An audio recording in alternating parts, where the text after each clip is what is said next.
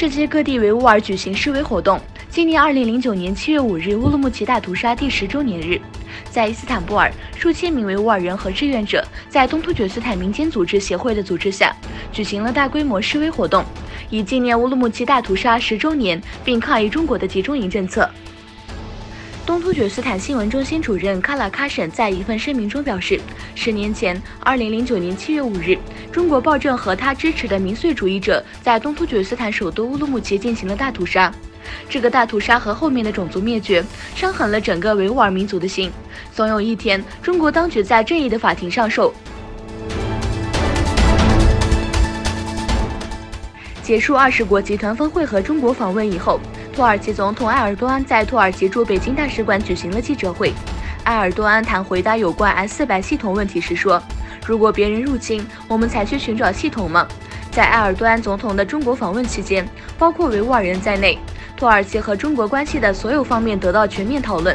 在土耳其驻北京大使馆举行的记者会上，埃尔多安表示，他表明了维吾尔人在中国生活在和平、幸福和繁荣之中是我们唯一的愿望，并将关于这一问题上观点和期待转达给对方。此外，中方还邀请土耳其方面派遣一支代表团前往中国，以对生活在新疆自治区的维吾尔人状况进行实地观察。他对此邀请做出了积极回应。据英国卫报报道，北京使用手机 APP 监控进入东突厥斯坦的旅游者的私人信息。警方在游客手机上安装一种叫做风采的监控应用软件，搜集各种信息短信，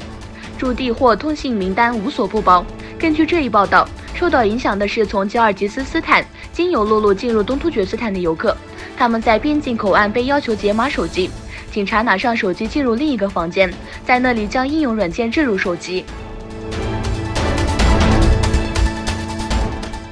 英国海军扣押一艘涉嫌向叙利亚走私伊朗石油的超级油轮，此举引发了伊朗与英国之间的外交争吵。在直布罗陀海岸外凌晨2点进行的这次行动数小时后，伊朗表示他不能接受这艘油轮被非法扣押，并召见英国驻德黑兰大使表示反对。一艘载有非法移民的船只在突尼斯海岸附近沉没，造成超过多人失踪。该船载有86人，目前有81人下落不明。据安纳托利亚新闻社报道，当地土耳其红新月会负责人表示，